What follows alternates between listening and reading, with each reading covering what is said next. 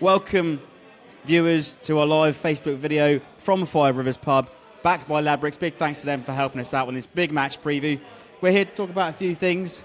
Over a pint on a Friday night. Friday night, we're live. This is the ugly inside. Let's talk Chelsea Saints on Tuesday, first of all. Send in your comments as well.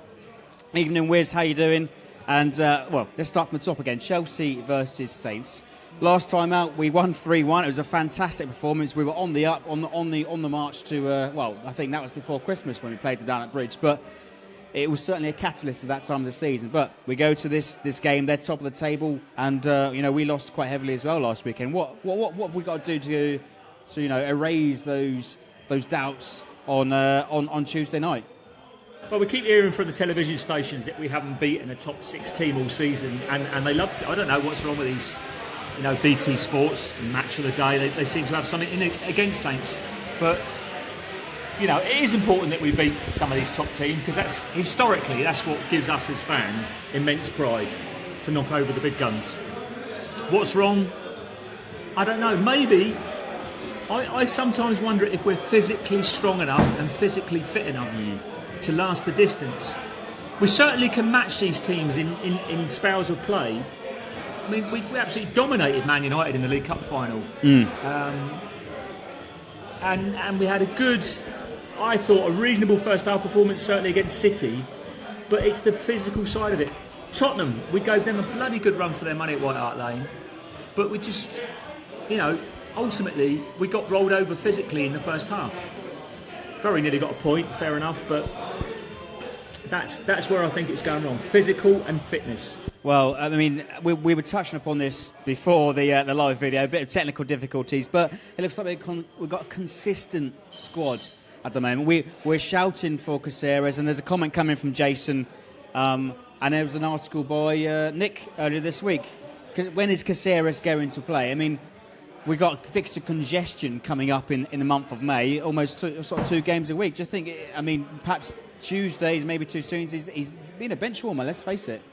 No, I don't think any time's too soon for Caceres. I think that a guy that's played that experience and of international and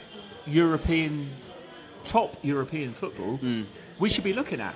And I don't know what the money agreement is. Nobody knows what the money agreement is, but clearly that seems to be holding this situation back. I want to see him playing.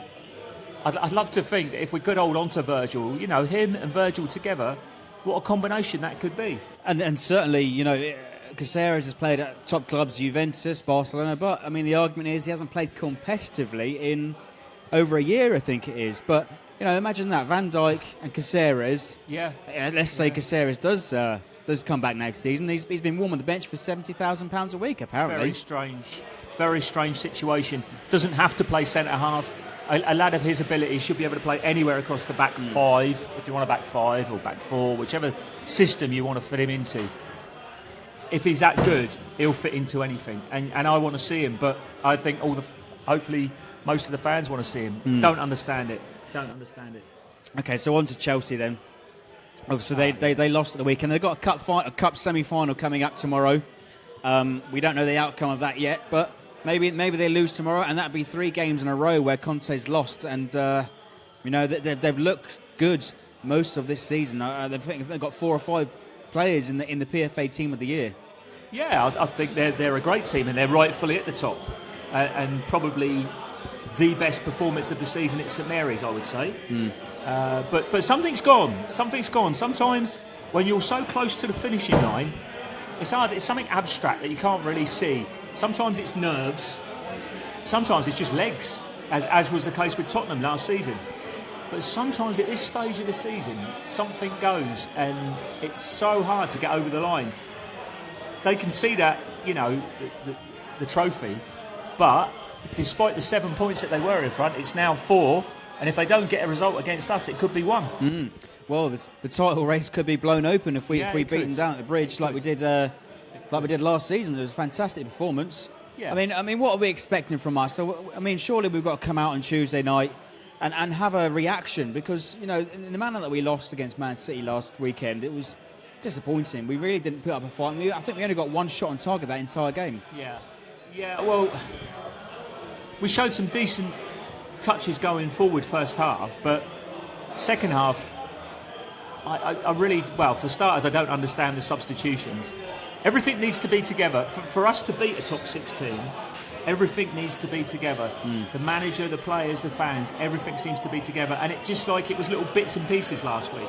There were glimpses of really lovely flowing football, but there was also glimpses of big holes in defence, of crazy substitution decisions.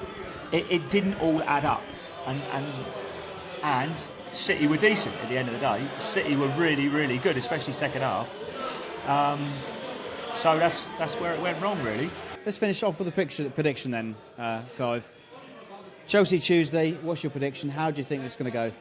I think we're going to put up a good fight. I think Gabby's going to get a goal, but ultimately, I think Chelsea are a little bit too strong physically. The semi-final could have a big bearing on it, you know. The semi-final could have a big bearing, and it could leave us in a good, maybe a good situation for the following Saturday against Hull. I mean, we've got to look at that game and say, hey, this is a winnable game. Thank you for watching. Follow us on Instagram, on Twitter, subscribe to our YouTube channel, and thanks for watching. Okay, all the best, guys.